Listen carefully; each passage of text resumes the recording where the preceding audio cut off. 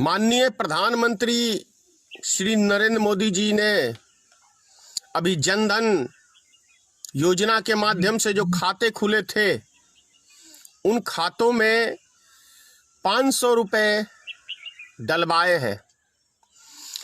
लेकिन मोदी जी का कोई चीज हजम हो जाए जनता को, ये बड़ी मुश्किल है।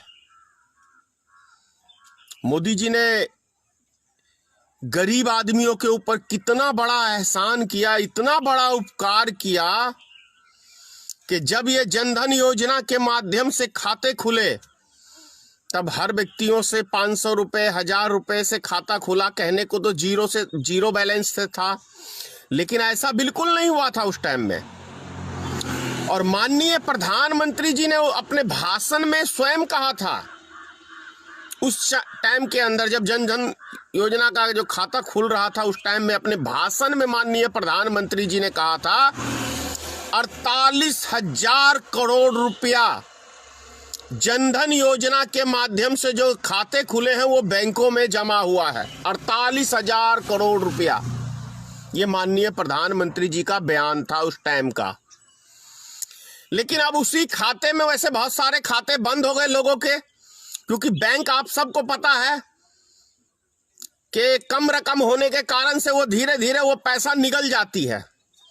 तो 48,000 करोड़ रुपया का जनता का, जो गरीब आदमी, मजदूर आदमी डेली बेसिस पे कमाते हैं, उन व्यक्तियों ने जो 500,000 रुपए से खाता खुलवाया था, वो देश में ऐसा सुनने को आता है कि 10 करोड़ खाते खुले थे। तो आप समझ सकते हैं कि कितना बड़ा देश में घोटाला हुआ था ये। और अब जो कुछ खातेधारी बच गए हैं, उन खातेधारियों को 500 रुपए नरेंद्र मोदी जी ने इस लॉकडाउन के अंदर एक बहुत बड़ा यह एहसान किया है उन गरीब आदमियों में 500 रुपए देके। लेकिन मोदी जी का कोई कुछ पचा ले जनता, ये बड़ा असंभव सी बात है।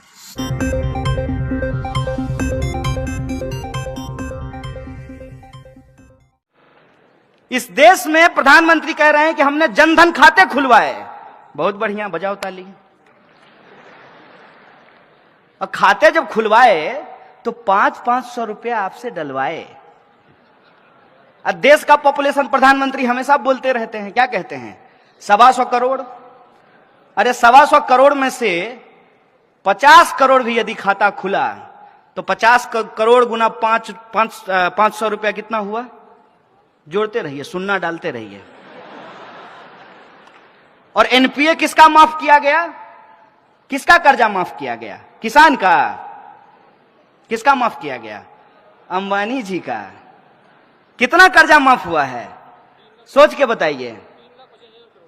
उसका फिगर आपको पता है? आपको घर में जितना कमरा होगा सब में भी रखिएगा, तब भी जो है बाहर रह जाएगा। 3,16,500 करोड़ रुपया कर्जा माफ किया गया है। और 3 लाख रुपया मोदी जी किससे मांग रहे हैं? आरबीआई से। और नहीं दिया तो पटेल जी को क्या बोले? Okay tata bye bye sayonara. 3 lakh crore. और 3 लाख करोड़ का एक और रहस्य और तिलिस्म है, उसको भी समझ लीजिए। जब नोटबंदी की गई तब प्रधानमंत्री ने लाल किले से कहा, बेहतरीन झूठ बोलते हैं, लेकिन सामने से देखिएगा ना, आपका दिल कहेगा कि कुछ भी हो, इस बंदे को तो झूठ बोलने के लिए ऑस्कर मिलना चाहिए। माइक पे खड़ा होकर के उन्होंने कहा कि नोटबंदी के बाद 3 लाख करोड़ रुपया काला धन वापस आया है। तो 3 लाख करोड़ अगर काला धन वापस आया है, लॉजिक लगाइएगा, हम मोदी जी का विरोध नहीं कर रहे हैं, अपना तर्क इस्तेमाल कीजिएगा। तो मेट्रो बनाने के लिए 1 लाख करोड़ जापान से कर्जा लेने की जरूरत है? सोचिए ना सर, सोचिए, समझ में आ जाएगा। अरे कोई जन्मजात मोदी विरोधी थोड़ी हम पैदा हुए थे, उनका विरोध करने में मजा थोड़ी आता है। It's bad job, it's not a good job. क्यों करना पड़ रहा है?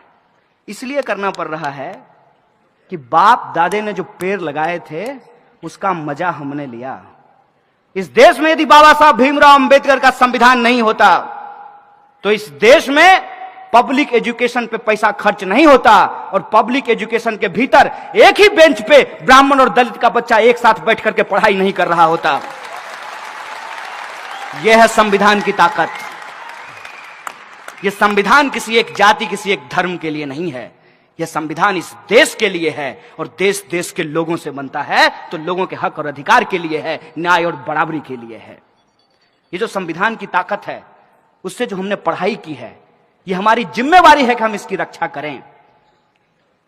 उसी प्रोसेस में आप ये देखिए कि 1 लाख करोड़ रुपया कर्जा ये ले लिए हैं। नारा क्या लगा रहे हैं? Made in India. वाह गुरुजी, कहते हैं मेड इन इंडिया। नागपुर में मेट्रो बन रहा है, कंपनी का नाम पढ़े हैं? कहां की कंपनी है? चाइना की है। आप सब लोग देशद्रोही हैं। कहां की कंपनी है? अभी आप सब लोग भी चाइना बोल रहे हैं। आप जी न्यूज क्यों नहीं देखते हैं? आप लोग जी न्यूज देखा कीजिए।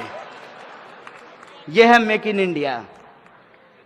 क्या इस देश की किसी कंपनी के पास इतना स्किल नहीं था क्या? क्योंकि एक नारा है ना, स्किल इंडिया।